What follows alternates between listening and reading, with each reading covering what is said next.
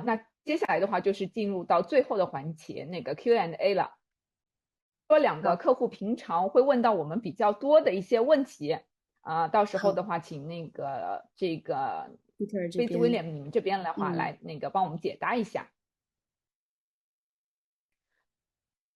第一个的话呢，就是想问问看这个因为捐赠项目这样子一个40万欧元一下子扔掉，毕竟也不是一笔小钱嘛。那么想问一下，如果就是我申请获批了，但是最终呢慈善机构没有去使用这笔资金是否会对我这个续签2年3年之后续签身份有影响呢？好 Hi Peter, can you hear me? Hi Camille, how are you? Peter, good. Nancy just had a question there. Okay. Maybe you can have an answer for that. Yeah. So Nancy had a question that commonly asked by the clients. They usually think the 400,000 euros, obviously it's a big amount of money to donate. They were wondering if in the end of the project with the charity end up not using the money that the client donated. Would it be possible that would affect their renewal and their stamp for? Okay, it's a very good question. We get asked that quite a lot. So the answer is no. The performance of the investment never affects the residency renewal. And it's actually detailed in the official guidelines. And if you just give me a second, I'm going to try and pull up the guidelines here and share them with you. Absolutely. Thanks, Peter. Second. So Nancy 这边 Peter 呢，他也提到，其实是在我们官方的一个指南，投资移民申请指南中就有提到，这个项目它接受完投资款这个捐赠款之后，它的项目表现是不会对我们客户的身份和之后的续签造成任何影响的。那他现在呢，会去分享给我们一个能够看到的这样一个指南，上面明确的这样子去有在我们的指南中去标示出来。Okay, so these are the official guidelines of the Irish Immigrant Investment Program. And on page 15 of the official guidelines, there's a section on residency, renewal of residency permission. And it specifies here, it should be noted that the performance of an investment is not conditioned for residence. As long as you commit your funds for the required period of time, your residency will be renewed. So that really answers that question. And there's under no circumstances, if you commit your donation monies to a project, regardless of what happens to the project itself, your residency is guaranteed to be renewed. Thanks, Peter. Peter 这边就讲到刚刚我们看到的那句话呢，也就是刚刚解释的那个表述，不管是我们的投资项目还是这个，特别是捐赠项目，只要捐赠款进到了我们相应的这个慈善机构，它就不会受到这个项目表现的影响，后续的续签和对它的身份的保证都是没有影响的。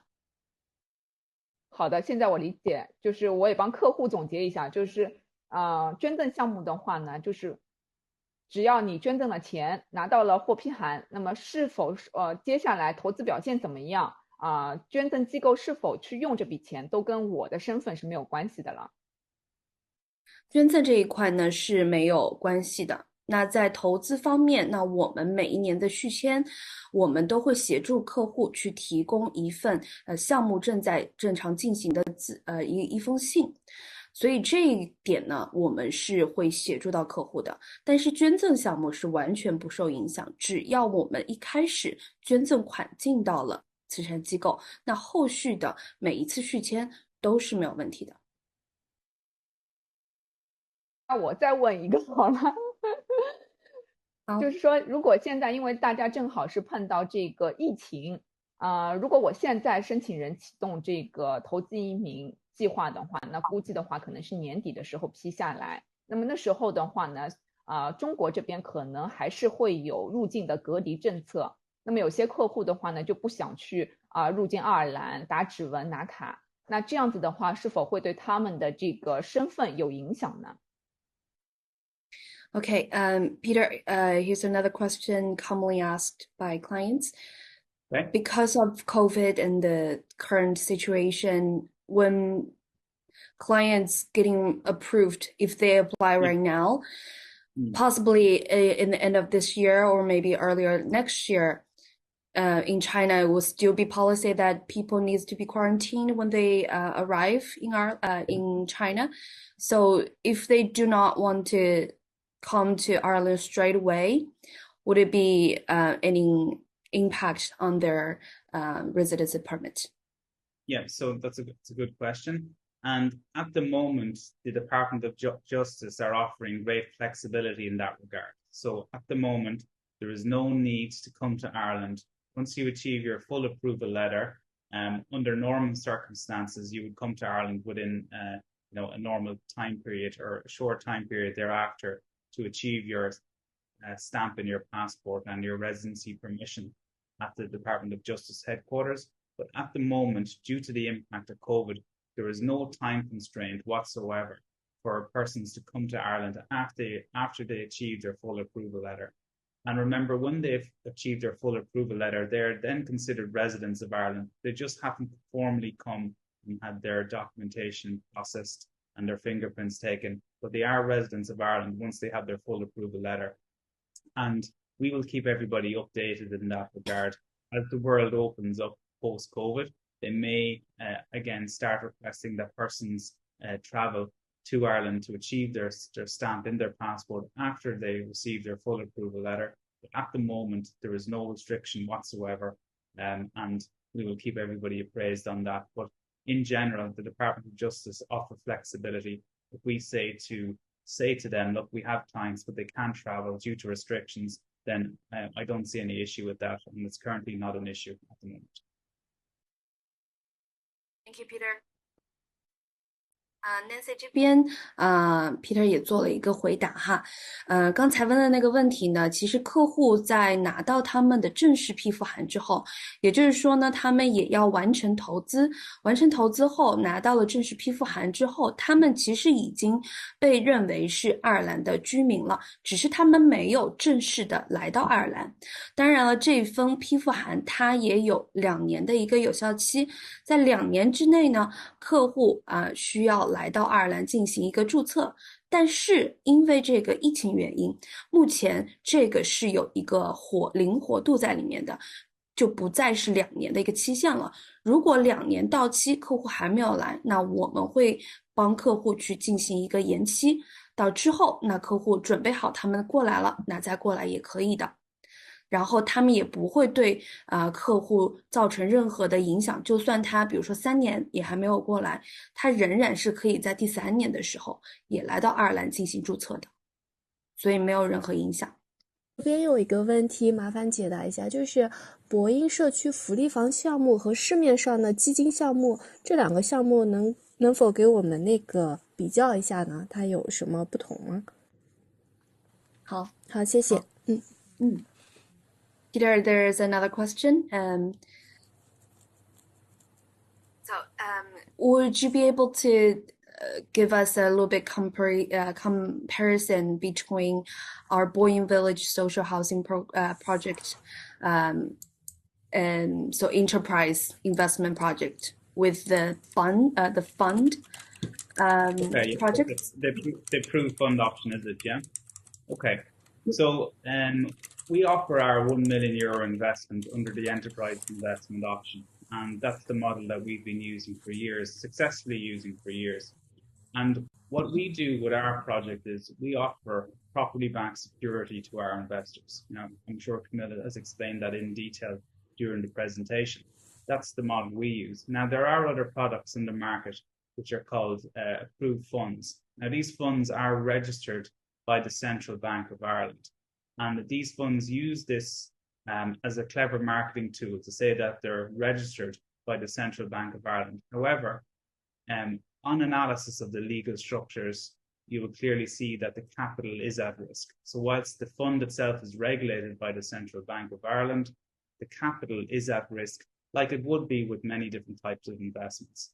There certainly wouldn't be the same level of security like our product, where we're offering a property as security on investment.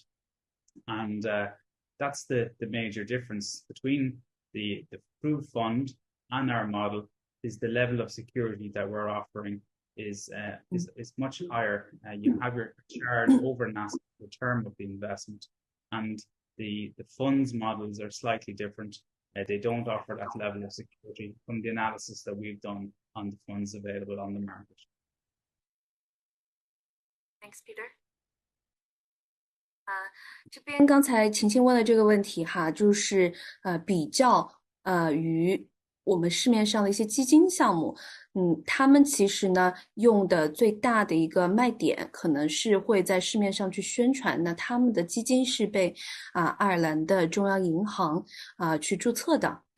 这是他们的一个卖点。但是呢，我们其实在看项目选择项目的时候，项目安全度、项目本金的安全度，那是我们需要关心的重中之重。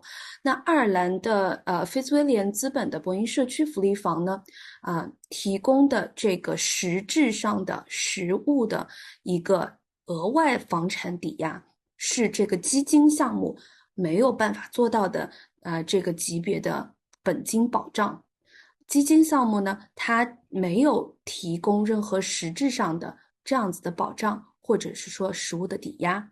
那这是我们两种项目最大的一个区别，也是大家需要关注需要仔细的去考量的一个点。我回答到你吗，晴晴？好的好的，谢谢卡梅尔啊。不客气。亲爱的小伙伴们，大家还有什么要问的吗？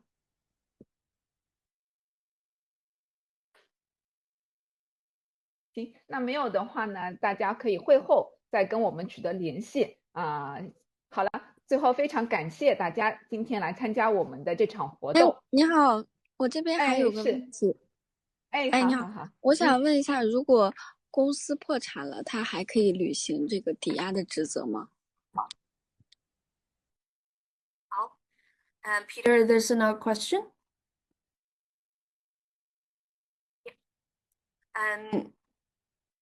Peter, can you hear me? I can, yeah. Yeah. Okay, sorry.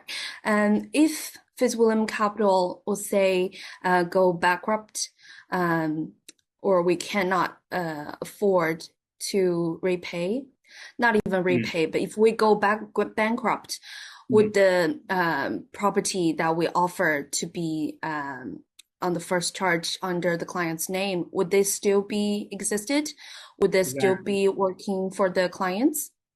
It would be, yeah, because when the client makes their investment in Fitzwilliam Capital, the documentation details that they have a legal charge over this asset. So if Fitzwilliam went bankrupt, we could not sell that property to take money from it, because the investor has the charge over that. It's similar to if you own a property and the bank, you've borrowed money from the bank, and the bank, you owe money to the bank and they have a charge over your property. You can't sell that property and keep all the money for yourself, because you owe the bank a certain amount of money on your mortgage. So it works in a very similar way with the investment. So regardless what happens to the performance of Fitzwilliam Capital, your monies are secured on that particular asset. And if we went bankrupt and your monies were due to be repaid, that property would be sold on the open market, and all of the investors secured on that property will be repaid in full prior to Fitzwilliam having any claim on the remaining monies. But every one of the first charge holders will be repaid in full first if a security property had to be sold to repay investors. And I'd just like to note on that point, we're repaying our 40th investor this month, 40. And to date, no property offered as security have to be sold to repay the investors. So all investors repaid to date have been repaid from the proceeds of the projects themselves. We have never had to resort to selling one of our security properties to repay the investors. I think that's a valid point as well. Thank you, Peter. Yeah, sounds good. Yeah. 这边的这个问题呢，刚也问得非常好哈，非常毒辣。这个我们的提供给客户抵押的这一套特定的这一套房产，那我们在提供给客户的时候，客户的独立律师就会将这一套房产去进行一个土地局的注册。那在这个之后的时间里面，之后的4年里面，客户都能够去查到这一套房产是抵押在他名下的。这个 Peter 呢就举了一个例子，便于我们理解。就比如说咱们自己有一套房产，然后抵押给了银行，那银行就是这一套房产的第一抵押人。那如果在您抵押的时候，您的这个欠给银行的欠款您还不上了，那银行它还是持有这一套房产，它会去把这套房产卖掉，然后呢去拿到你欠给他的这个还款。那我们这一套也是一样的。那您作为客户，现在就是行使一个相当于一个银行的一个身份。那我们向您进行借款，我们把我们的房产抵押到您的名下。在我们无法偿还的时候，我们也没有办法去把这套房产卖掉，把钱拿给我们自己。那因为这套房产是抵押在您的名下的，那在这种情况下呢，这套房产会在公开市场去被卖掉，然后偿还您的100万借款，100万的投资款。那如果剩下还有钱，那 OK， 菲兹威廉资本可以把这个钱拿到，但是您是这个房产的第一抵押人，所以不会出现说我们想象的那种情况我们破产了，然后我们会把这个房子再去卖掉，然后把钱拿走，是不可能发生的。第二个点呢，刚才 Peter 也提到，也是我们在刚刚的 PPT 里也讲过的，就是我们至今为止这个月呢，正好还了我们第40位客户的投资款，至今没有用到我们的抵押房产，也没有去卖掉任何的抵押房产以偿还客户的投资款，都是用我们公司的一个自身的盈利和现金流来进行还款的。能回答你吗？我这边想再问一个问题。你说。就是现在目前募集了多少个投资人，然后有多少房子在抵押呢？Peter, another question following up with the last one.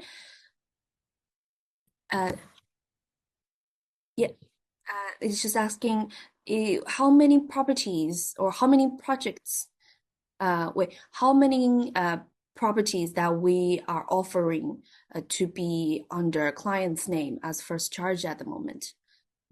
So currently there's 7 properties within the group structure that we're offering to clients as security.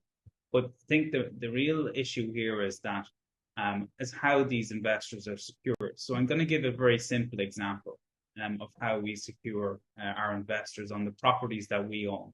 First point is very important. Any property that we offer as security has no outstanding banking debt on it. So we do not owe any money to any banks or any financial institutions. And that's why we're able to offer a first charge over these properties, because a bank or another financial institution does not have a charge over these properties. That's number one. The second thing is we only secure the investors' monies at 90% loan to value. Now, this is a very important point, and I'm going to give you an example. So we may have a property in Ireland owned by our group valued at 10 million euros. Okay, so we have one property valued at 10 million euros, and we will only secure 9 investors at 1 million euros each on that specific property. So even though the red book valuation on the property states a 10 million euro valuation, we will only secure 9 investors at 1 million euros each on that particular property, which gives a 10% buffer as well, just in case something happens within the market and there's a dip in value for some reason. So at all times, the investors are secured at 90% loan to value, which makes the security very safe. And we're not aware of any other promoter of the IIP that offers that level of security. 回答一下您这个问题。首先，我们目前有7个项目在提供给客户进行作为抵押房产。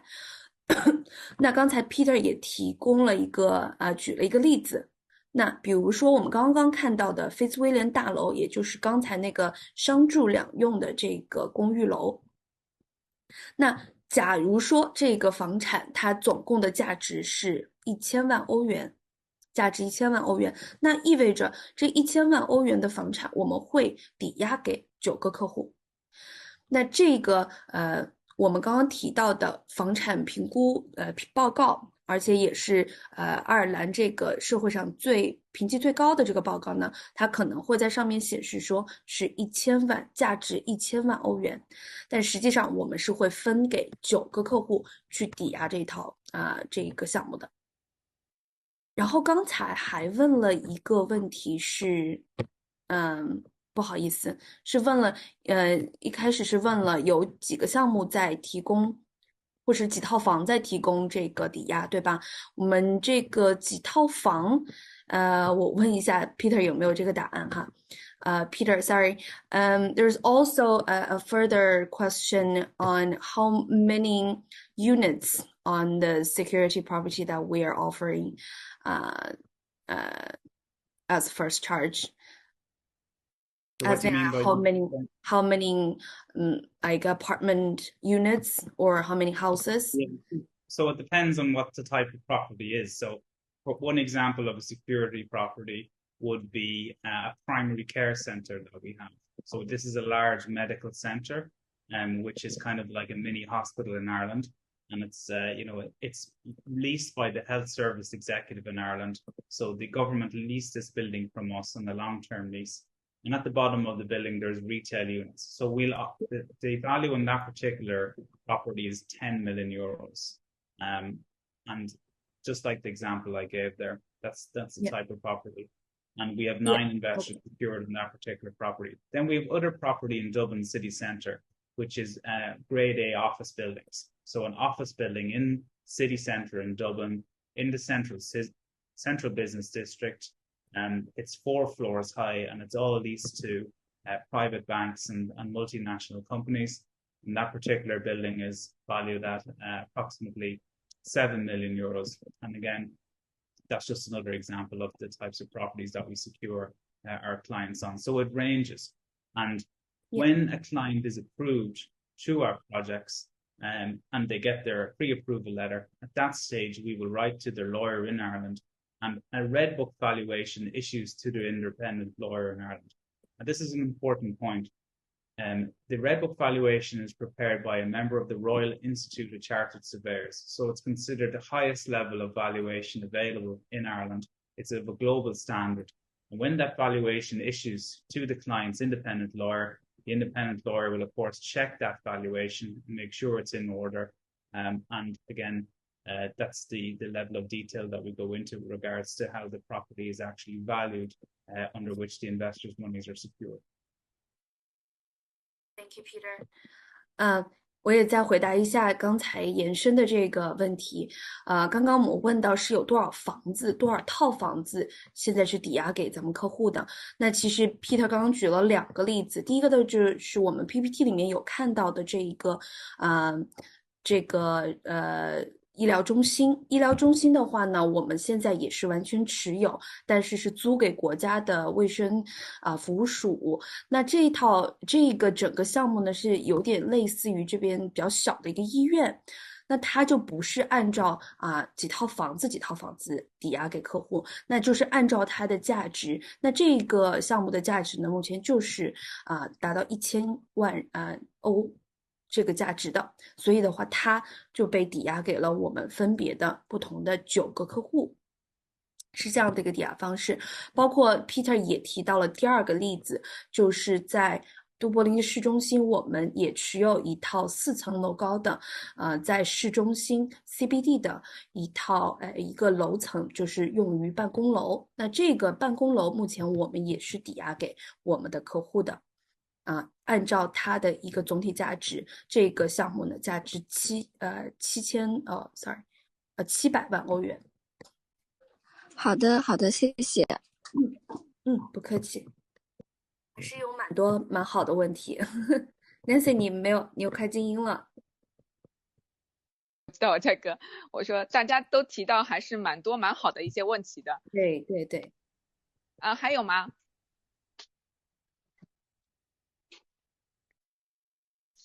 行，那没有的话，我们今天的会议就先到这里啦。好，非常感谢大家，非常感谢那个 Camille。感谢大家，谢谢大家。好，辛苦了，好，拜拜。